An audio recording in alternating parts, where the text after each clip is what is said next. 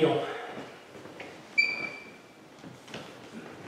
Comme ce chant que nous venons entendre, Seigneur, nous rappelle que tu fais chaque chose en son temps. Et pourtant, alors que nous venons ici ce dimanche matin, plusieurs d'entre nous trouvent le temps long. Nous vivons des difficultés. Nous sommes seuls. Nous avons des problèmes de santé. Nous avons perdu quelqu'un. Nous avons d'autres difficultés. Et nous avons l'impression que le temps est long. Nous avons tendance à nous décourager. Nous ne comprenons pas pourquoi tu permets telle épreuve, telle difficulté dans notre couple, dans notre travail. Pourquoi financièrement les choses ne vont pas bien. Peut-être que nous nous identifions aux personnages dans le livre de Ruth qui vivent leur vie de tous les jours et qui trouvent que le temps est long. Pourtant, ta parole de long en large nous rappelle qu'au travers du temps, tu travailles dans nos vies. Tu nous aimes, tu as un plan, tu as une direction pour notre vie. Tu es en train de nous transformer au travers de tout ce que nous vivons. Alors ce matin, que ce temps que tu prends pour nous transformer ne soit pas une source de découragement, mais une profonde motivation de savoir que nous sommes dans tes mains et qu'en ton temps, tu régleras la situation qui nous préoccupe.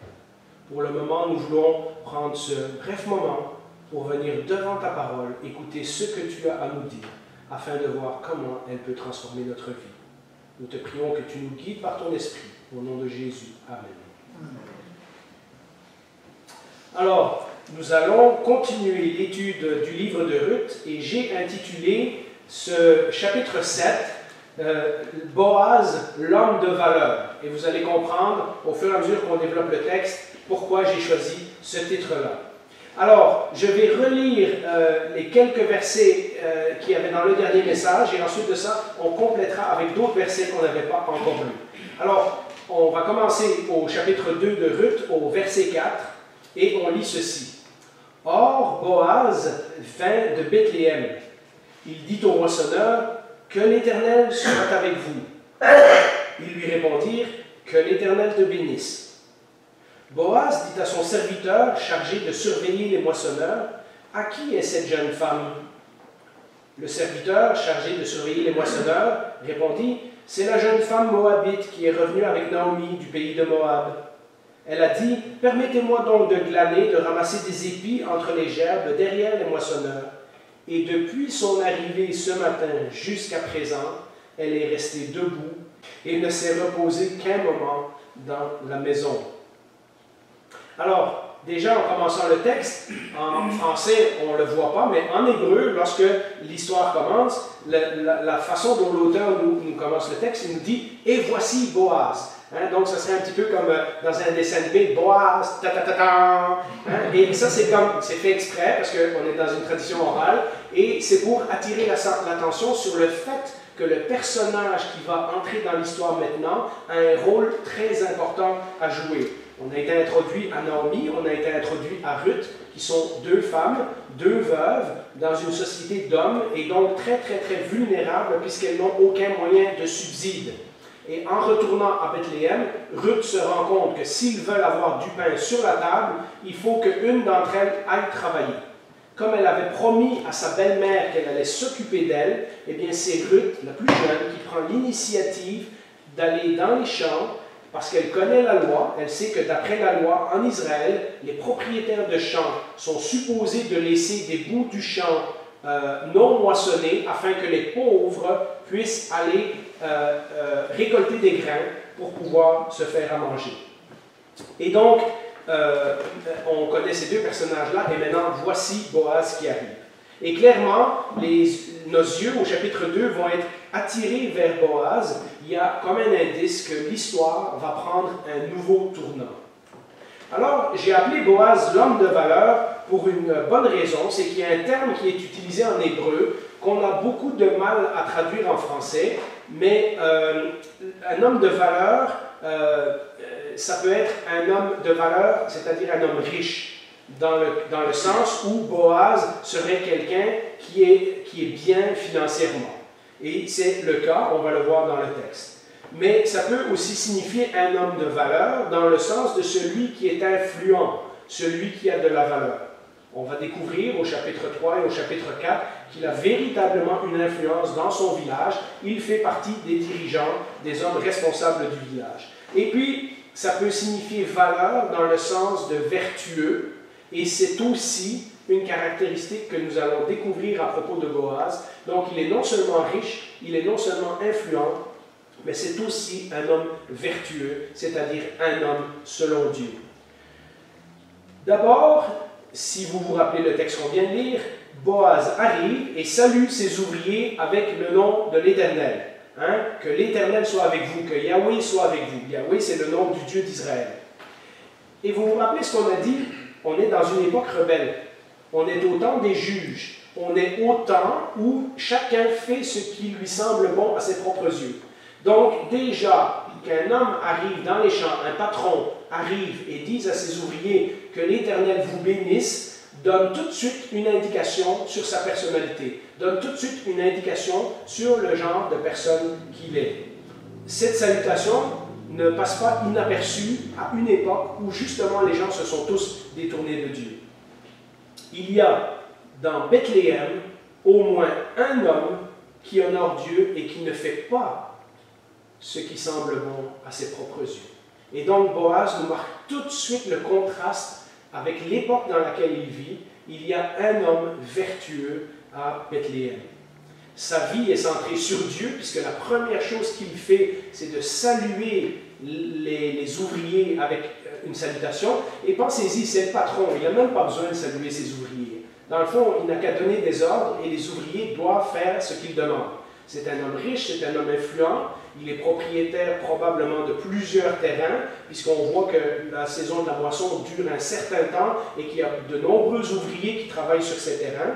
Et donc, déjà qu'un patron salue ses ouvriers, c'est aussi quelque chose de distinctif dans sa personnalité. Les ouvriers, pas étonnant, lui retournent la salutation en disant que Dieu te bénisse. Mais vous comprenez que ce n'est pas qu'une formule de politesse.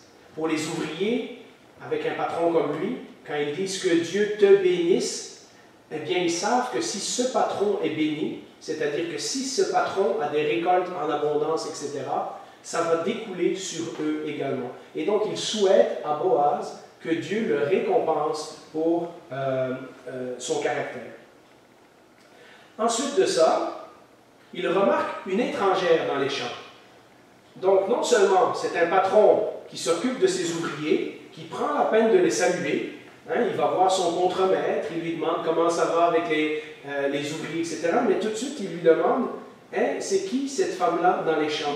Donc, il a remarqué qu'il y a quelqu'un qui n'était pas là la veille. Étonnant à nouveau qu'un propriétaire se préoccupe de ses ouvriers au point de les reconnaître. Il sait que Ruth n'est pas une de celles qui sont d'habitude dans ses champs. Évidemment, quand il lui dit à qui est cette jeune femme, hein, pour nous, ça peut être un petit peu choquant à qui appartient cette jeune femme. Et comme je vous l'ai dit en introduction, il y a 3000 ans d'ici. Hein, on est 1000 ans avant Jésus-Christ. C'est une époque où les femmes appartiennent à une famille.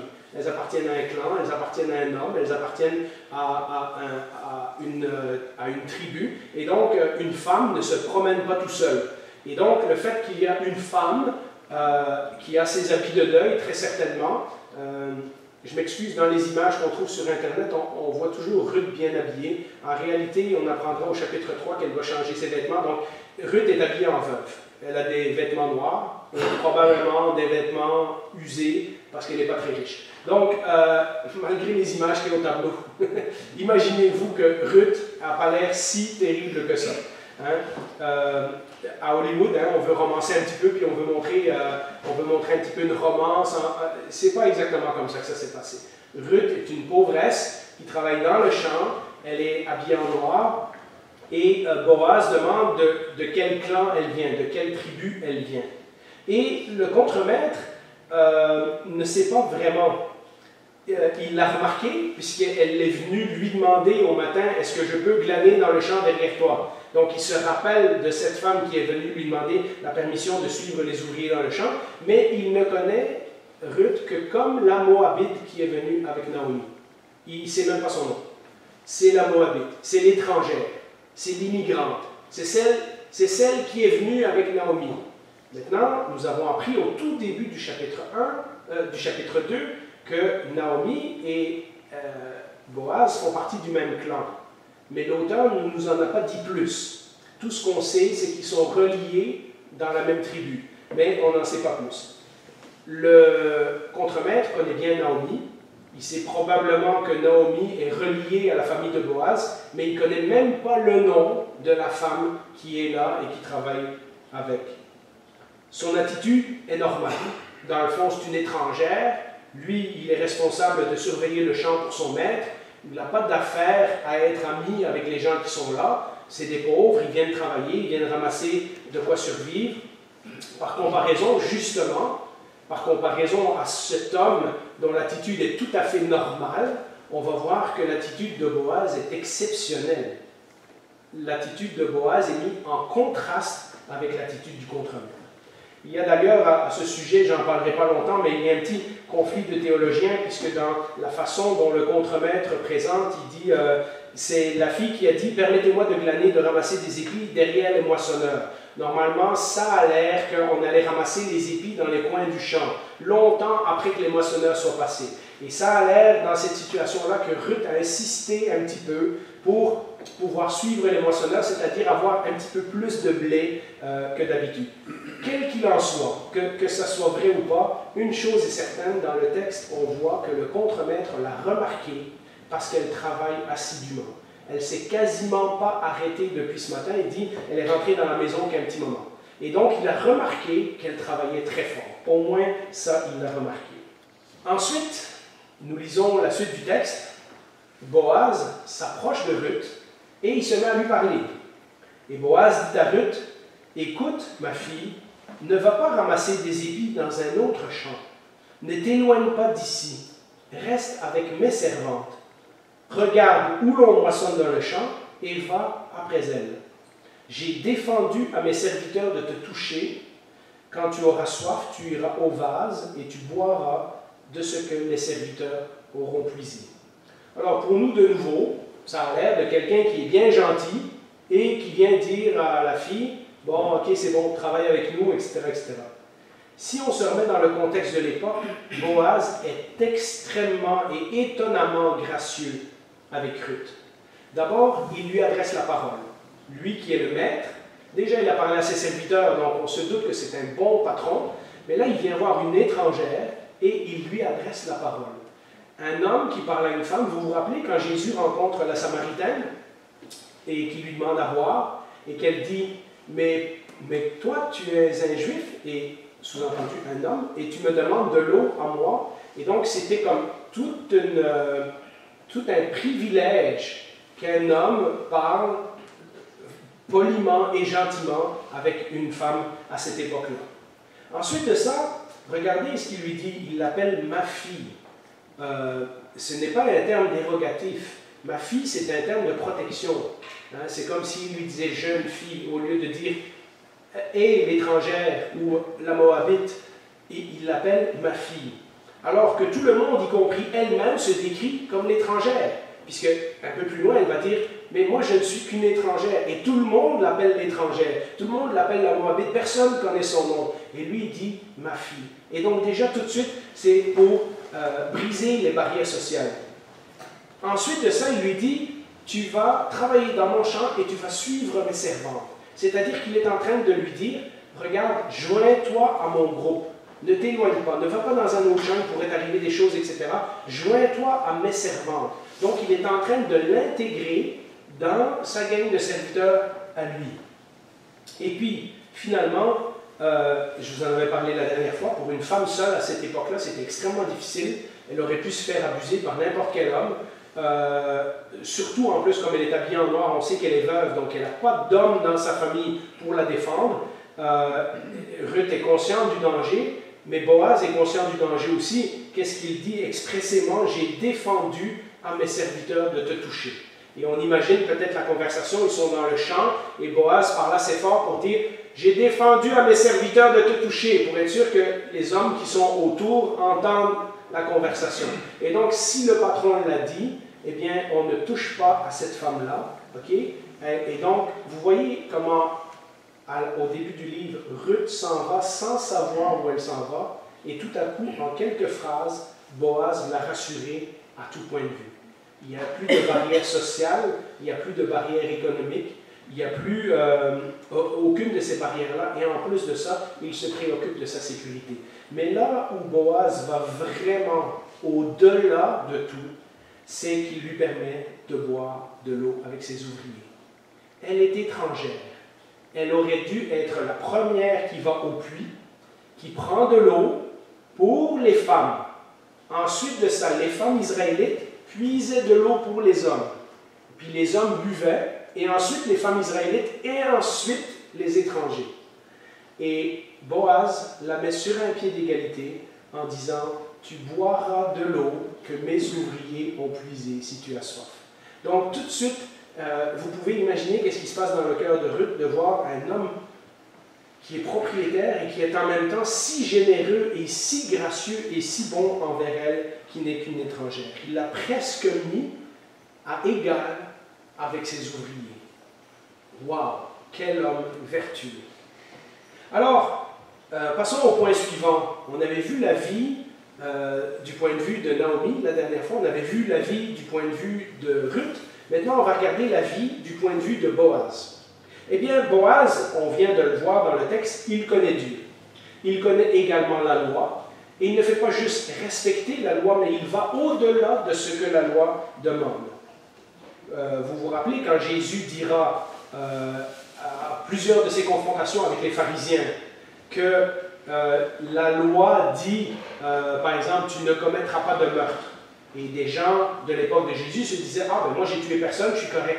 Et Jésus a ensuite d'expliquer, non, mais l'esprit de la loi va plus loin que juste obéir au commandement.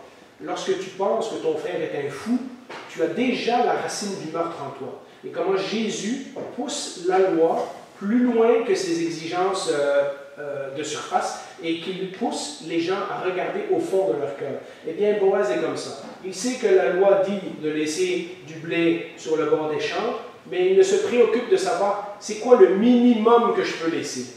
Hein? La façon dont il agit avec Ruth, c'est viens-t'en, et on va le voir, je ne veux pas vous trahir le punch pour la semaine prochaine, mais on va voir qu'il est encore plus généreux que ça. Et donc, c'est pas seulement un homme qui connaît Dieu et qui connaît la loi, mais qui connaît le cœur de la loi, qui connaît le cœur de Dieu. Toute son attitude le démontre, toute la façon qu'il parle avec ses ouvriers, etc. Tout montre que Boaz est véritablement un homme vertueux. Dans cette époque où chacun fait ce qui semblait bon à ses propres yeux, voilà un homme qui fait ce qui est bon aux yeux de Dieu. Quelle différence! Alors que d'autres sont partis chercher leur avenir ailleurs, et évidemment, là je fais allusion à Elimelech et Naomi qui sont partis en Moab au chapitre 1. Un homme plein de grâce est resté à Bethléem. Il s'occupe de ses serviteurs, il s'occupe de ses ouvriers, il s'occupe probablement du village, comme on va le voir dans le chapitre suivant, et maintenant, il prend même le temps de s'occuper d'une étrangère. Un auteur a dit, la compassion, c'est le trait de caractère que l'on développe quand on suit le Seigneur de proche. Plus on suit Jésus de proche, plus on va développer de la compassion pour ceux qui souffrent. En fait, la loi même de Dieu, déjà en partant, démontrait que Dieu est un Dieu de compassion. Le fait que Dieu avait pris la peine de mettre dans sa loi une provision pour dire « Un jour parmi vous, il y aura des pauvres. Et pour être sûr que ces pauvres ne meurent pas de faim, je veux que vous laissiez les bords de vos champs non moissonnés, afin que les gens puissent trouver de quoi manger. » Et donc, même dans la loi, on voyait déjà la compassion de Dieu. Mais ce que Boaz fait, c'est qu'il met la compassion de Dieu en pratique de façon humaine. Boaz ne fait qu'imiter le Dieu qu'il connaît si bien. Le véritable test de notre maturité spirituelle encore aujourd'hui, c'est comment on traite ceux qui sont étrangers, ceux qui sont pauvres, ceux qui sont orphelins, ceux qui sont seuls.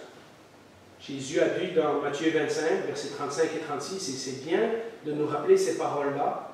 Oui, nous pouvons venir à l'église le dimanche, oui, nous pouvons confesser toutes les bonnes doctrines, mais plus que ça, le Seigneur demande que son évangile ait un impact dans la façon dont on traite les autres. En effet, j'ai eu faim et vous m'avez donné à manger. J'ai eu soif et vous m'avez donné à boire. J'étais étranger et vous m'avez accueilli. J'étais nu et vous m'avez habillé. J'étais malade et vous m'avez rendu visite. J'étais en prison et vous êtes venus vers moi.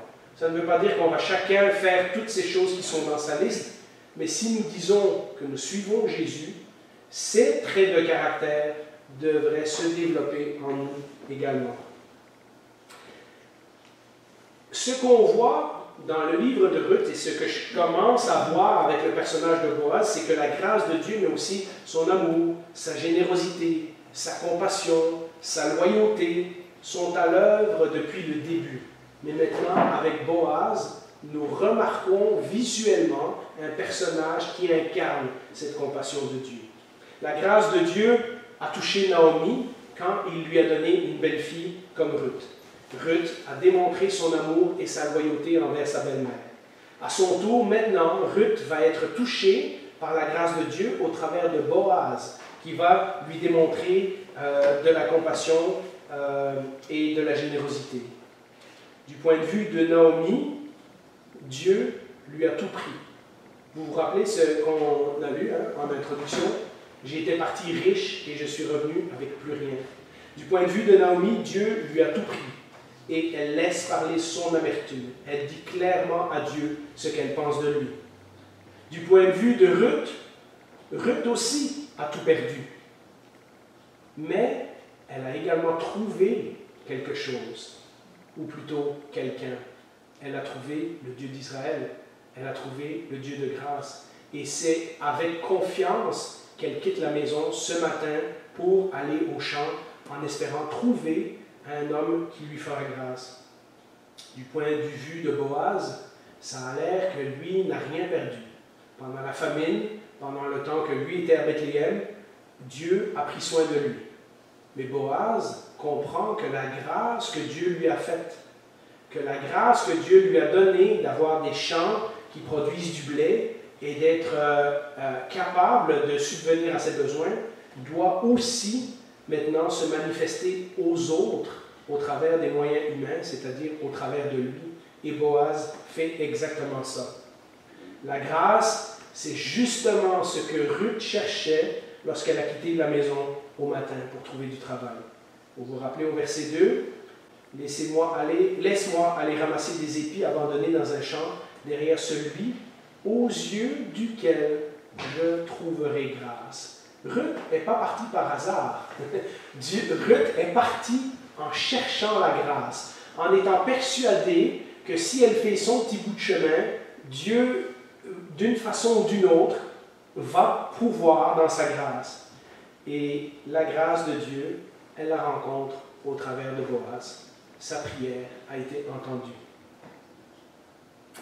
Alors, ce n'est pas trop difficile, rendu là, avec une telle description de Boaz, que de comprendre que bon nombre de théologiens dans les différentes époques ont vu une comparaison entre Boaz et Jésus.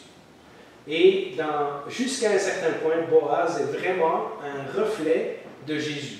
Regardons un petit peu, sans trop extrapoler, un auteur que j'ai lu pour préparer ces messages dit « La grâce de Dieu a un visage humain ». C'est-à-dire que la grâce de Dieu ne tombe pas du ciel comme ça. La grâce de Dieu nous arrive au travers de quelqu'un qui le représente.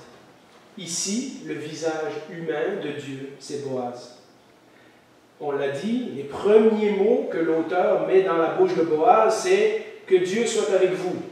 Donc des paroles bibliques, des paroles spirituelles, des paroles de bénédiction.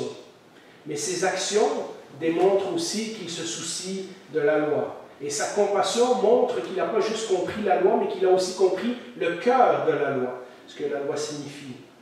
On pourrait dire, ce texte n'était pas encore écrit au temps de Boaz, mais ce proverbe représente très bien la vie de Boaz. Proverbe 14, 31, « Exploiter le faible, c'est insulter son Créateur. Mais faire grâce aux pauvres, c'est l'honorer. » C'est-à-dire pas honorer le pauvre, c'est honorer Dieu.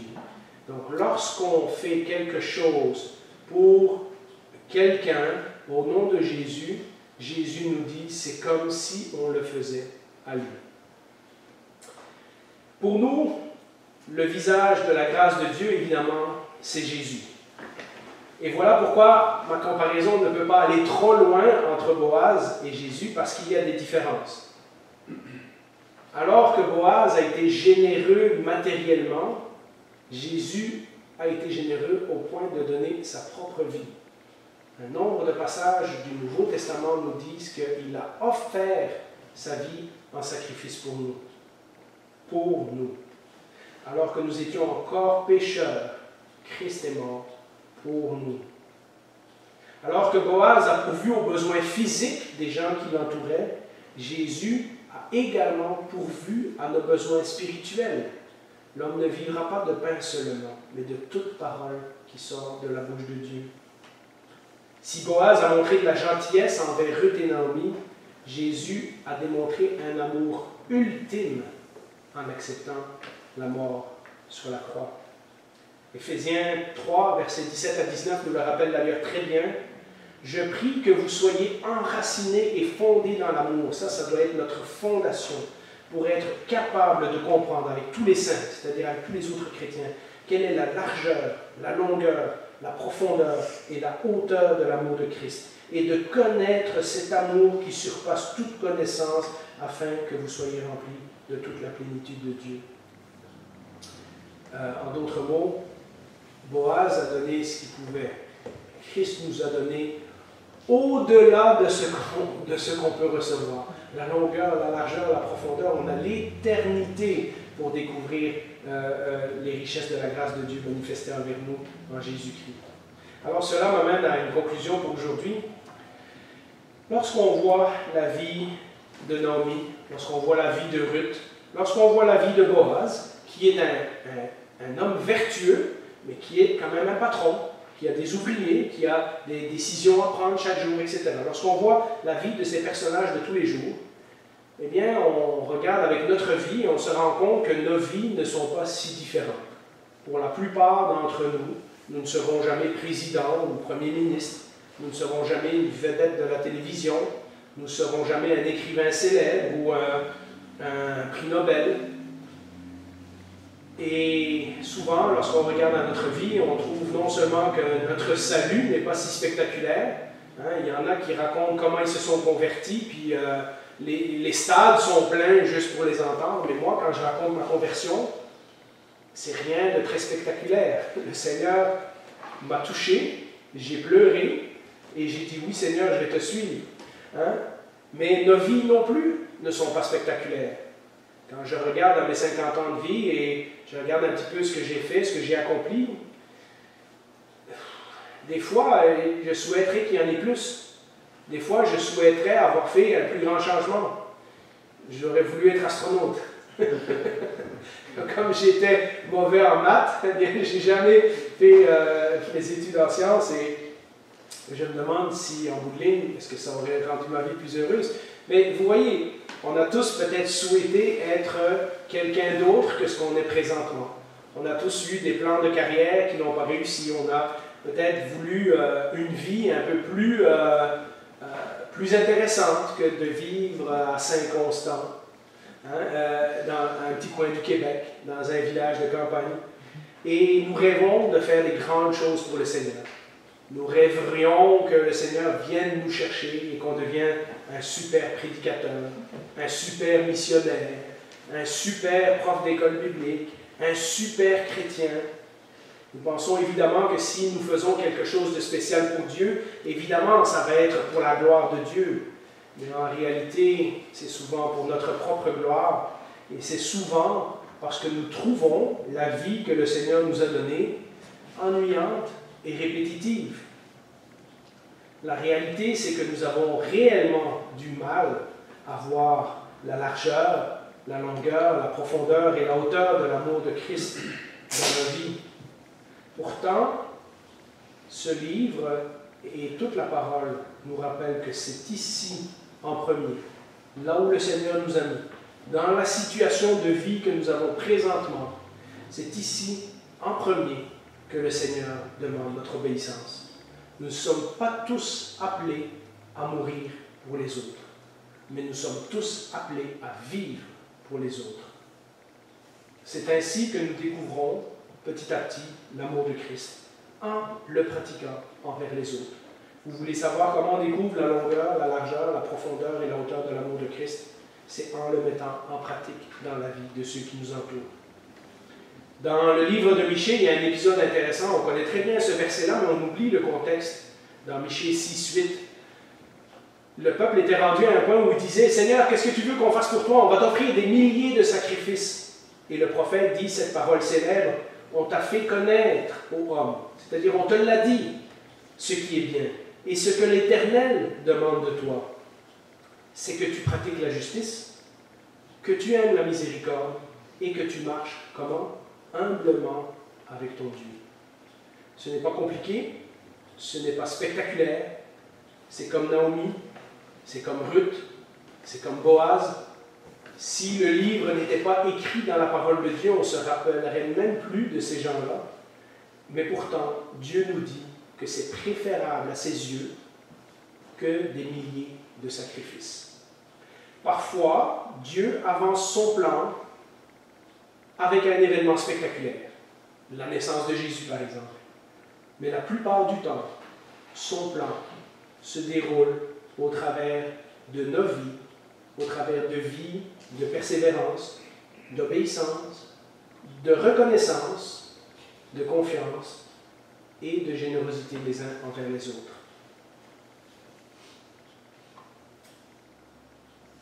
Et cela m'amène, vous savez que j'aime toujours laisser un petit verset pour la semaine prochaine pour vous mettre l'eau à la bouche.